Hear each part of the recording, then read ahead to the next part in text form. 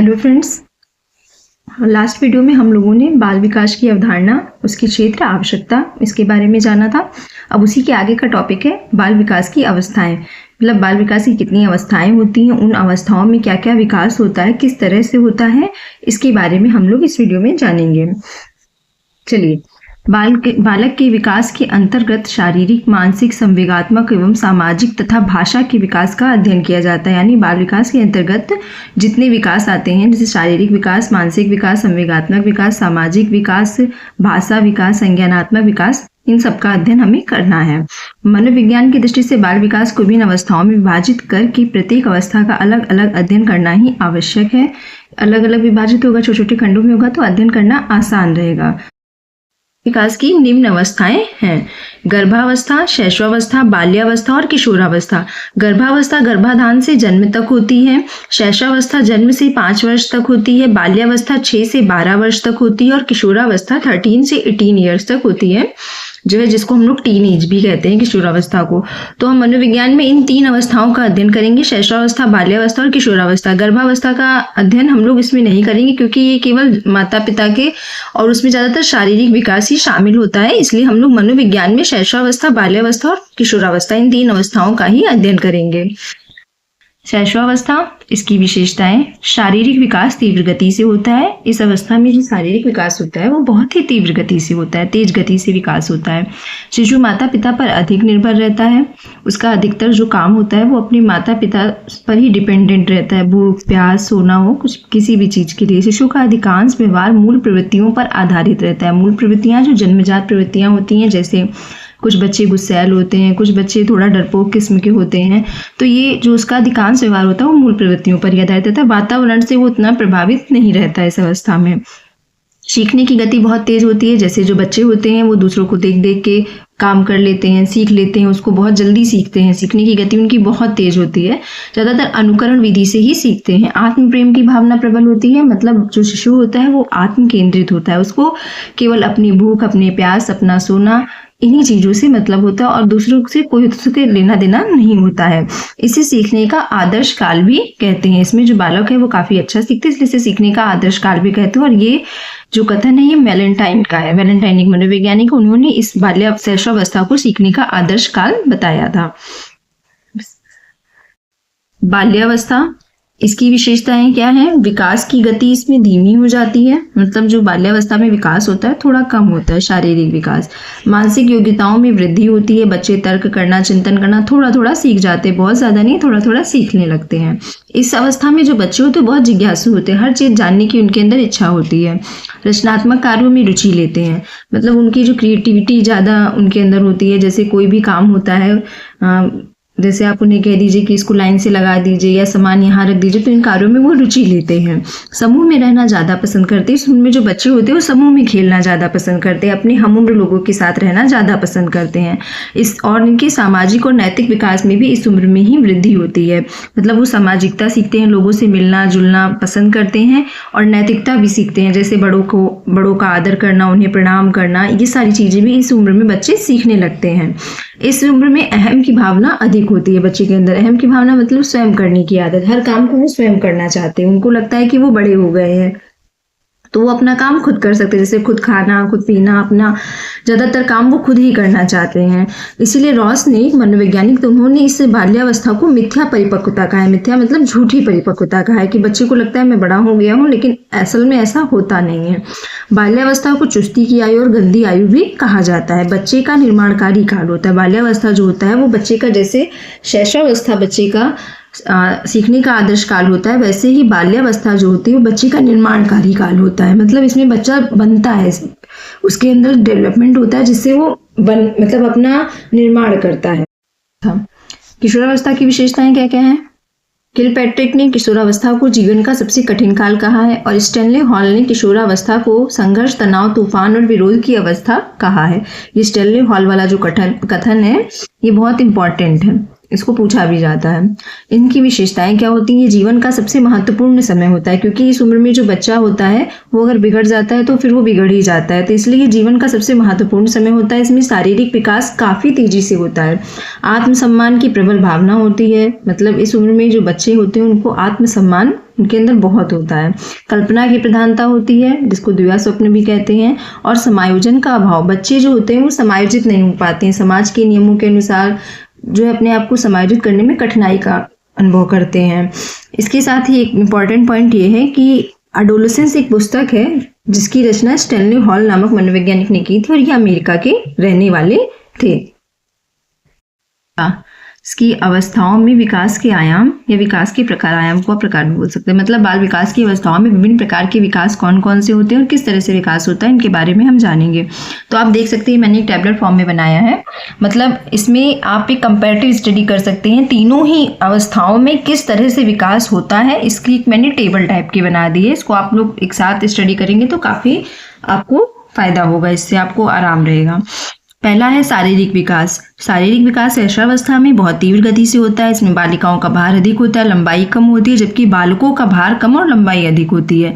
बच्चों में हड्डियां कोमल होती हैं और इनकी संख्या 270 से 300 तक हो सकती है। जब बच्चा बड़ा हो जाता है यानी वयस्क हो जाता है तब वो हड्डियों की संख्या 206 होती है।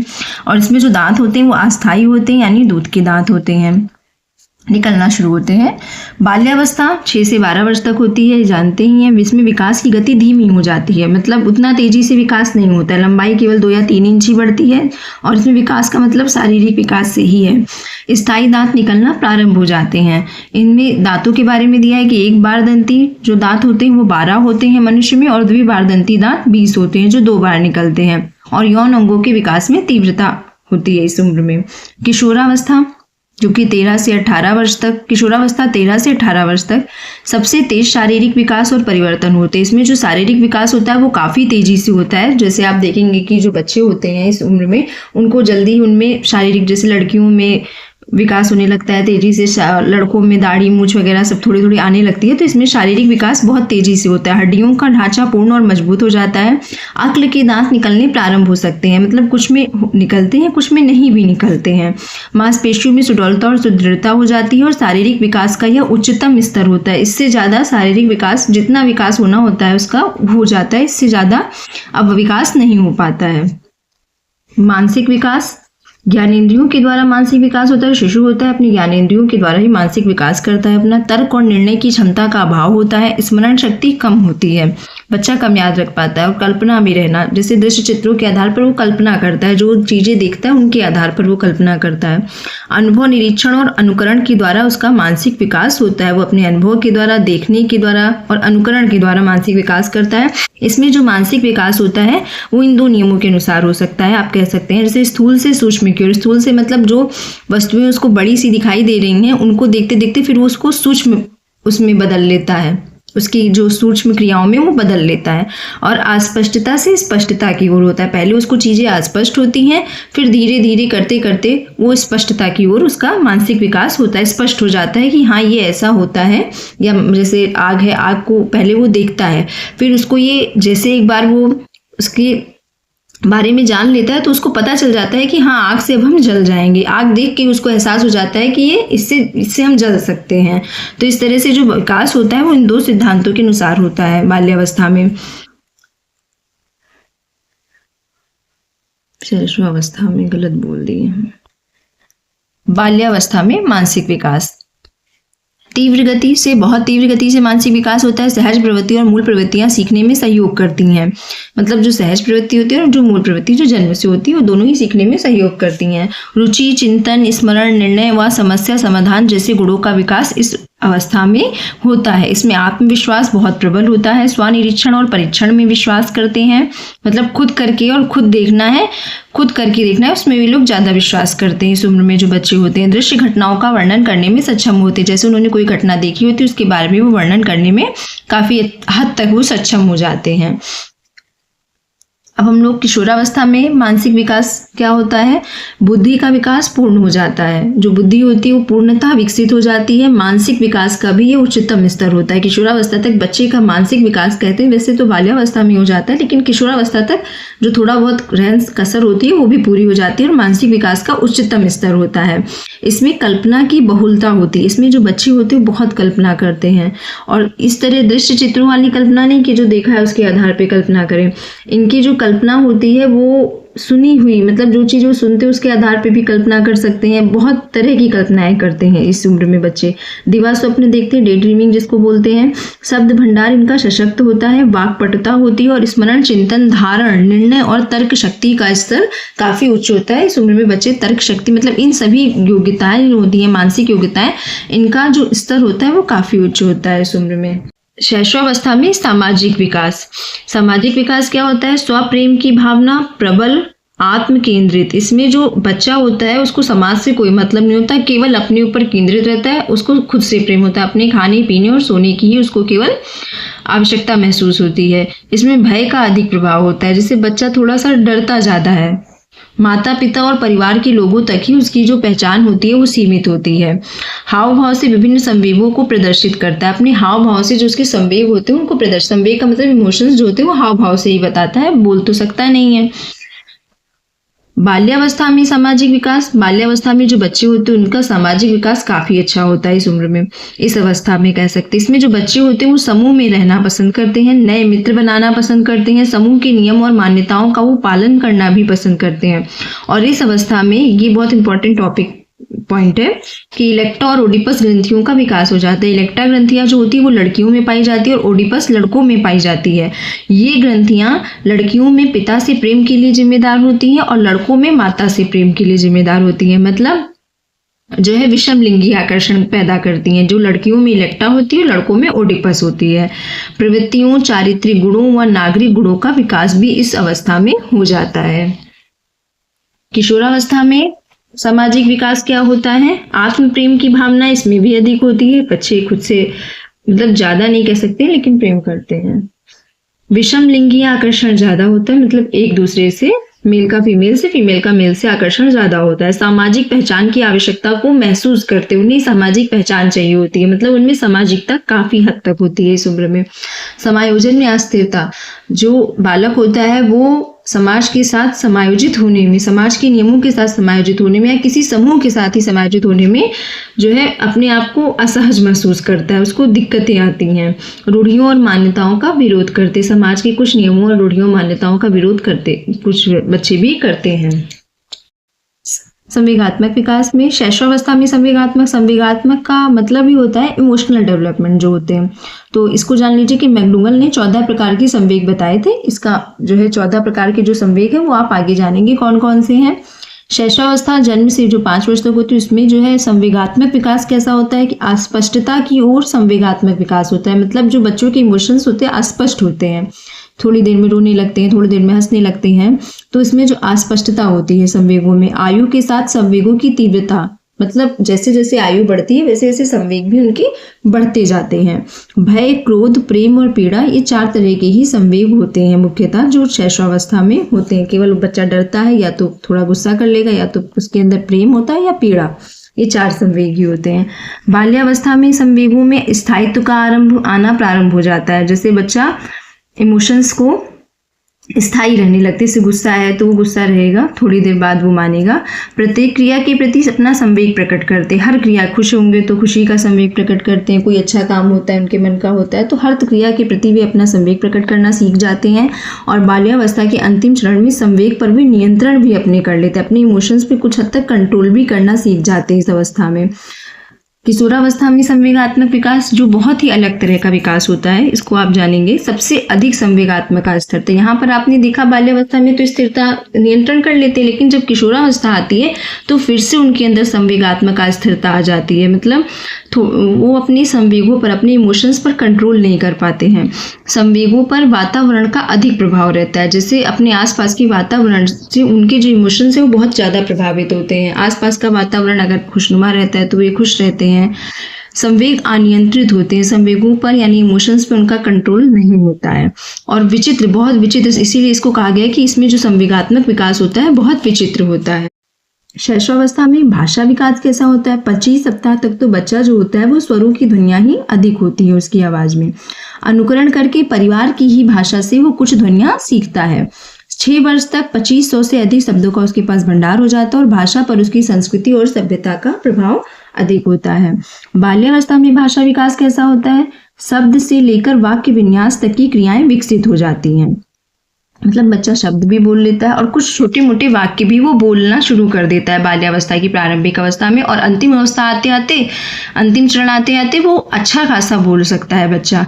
भाषा ज्ञान मूर्त से अमूर्त की तरफ होता है। पहले वो वस्तुओं को देखता है, उनके नाम जानता है, फिर उसको अमूर्त, मतलब उसको अगर हम कोई वस्तु का नाम भी बोल देंगे तो उसके सामने वो जान जाएगा कि इसके बारे में बात हो रही है। तो जो उसका भाषा ज्ञान होता है वो मूर्त से अमूर्त होता है। लड़कियां अधिक स्पष्ट बोलती हैं। किशोरावस्था में जो भाषा विकास होता है वो भाषा अधिक उनकी स्पष्ट और साहित्यिक हो जाती है। वे कल्पना शक्ति के माध्यम से कविता और कहानी करने लगते हैं। गुप्त भाषा का प्रयोग करते हैं, जैसे कोड लैंग्वेज जो होता है इसमें प्रयोग कर सकते हैं। वो कब, कहाँ, क्या और कैसे बोलना है इस बात की जानकारी उन्हें हो जाती है। काफ़ी हद तक इस बात की जानकारी इस अवस्था में यानी किशोरावस्था में बालकों को हो जाती है। भाषा विकास उनके चिंतन को भी प्रभावित करता है जो है।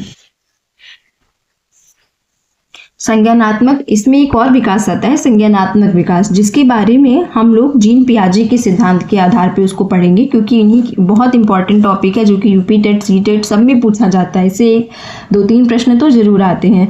तो इसको हम एक अलग वीडियो में कवर करेंगे। संज्ञानात्मक विकास जीन पियाजे के सिद्धांत के अनुसार होता है, तो इसमें एक संज्ञानात्मक विकास के जो चरण हैं उनको हम उसमें डिस्कस करेंगे। विभिन्न अवस्थाओं में अब हम जानेंगे शिक्षा का स्वरूप क्या होना चाहिए, किस तरह की शिक्षा हमें बालकों के लिए देनी चाहिए, किन किन अवस्थाओं में। से शैशवावस्था है, तो शैशवावस्था में जो बच्चे की शिक्षा होनी चाहिए ऐसी होनी चाहिए कि उनकी जिज्ञासा को शांत करे।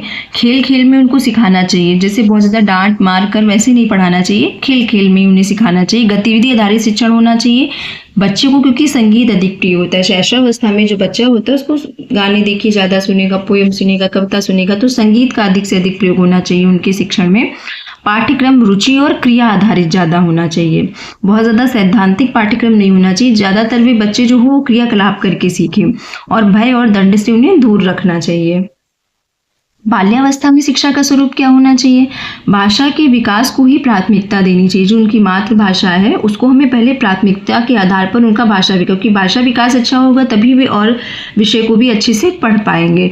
रुचिकर पाठ्य सामग्री का प्रयोग करना चाहिए। सामूहिक कार्यों को, क्योंकि इसमें बच्चे समूह में रहना पसंद करते हैं, तो उनके सामूहिक कार्यों को बढ़ावा देना चाहिए, जिससे बच्चों में हर तरह का विकास होता है। सामाजिक विकास भी होगा, नैतिकता का विकास भी होगा, जो है भाषा विकास भी। अगर वो समूह में रहेंगे तो हर तरह के विकास उनमें होगा। स्थानीय भ्रमण, क्योंकि बच्चों को घूमना टहलना ज़्यादा पसंद होता है इस उम्र में, तो स्थानीय भ्रमण को शामिल करना चाहिए। नैतिक और मूल्य शिक्षा का आयोजन करना चाहिए। प्रेम और सहानुभूति से ही शिक्षण कार्य करना चाहिए। किशोरावस्था में जो शिक्षा का स्वरूप होना चाहिए वो क्या होना चाहिए? रुचि के अनुसार ही पाठ्यक्रम होना चाहिए और साथ साथ पाठ्य सहगामी क्रियाएं भी होनी चाहिए, जिससे जो पढ़ाई है वो उन्हें बोरिंग ना लगे। जैसे नाटक, नृत्य, वाद विवाद, इन सब का आयोजन हम लोग कर सकते हैं। संवेगात्मक परिमार्जन हेतु शिक्षा कार्यक्रम, जैसे उनका जो इमोशंस है उसको चेंज करने के लिए, चेंज करने का मतलब है कि अगर किसी बच्चे में कोई गलत आदत है तो उसको बदलने के लिए शिक्षा कार्यक्रम चलाना चाहिए। व्यवसायिक तैयारी हेतु शिक्षा, क्योंकि जो बच्चा होता है किशोरावस्था में होता है उसके बाद भी भावी जीवन के लिए तैयार हो रहा होता है, तो इसलिए व्यवसायिक शिक्षा की भी व्यवस्था होनी चाहिए। और किशोर व्यक्तित्व को सामाजिक मान्यता भी मिलनी चाहिए। इस तरह का उनका शिक्षा पाठ्यक्रम होना चाहिए। Thank you. इस वीडियो में हम लोगों ने जो है सारी अवस्थाओं के बारे में जाना, उनमें किस तरह का विकास होता है ये जाना, उनमें शिक्षा का स्वरूप किस तरह का होता है ये जाना। तो आगे आपसे मिलते हैं नेक्स्ट वीडियो में। Thanks for watching. Please like, share and subscribe my channel.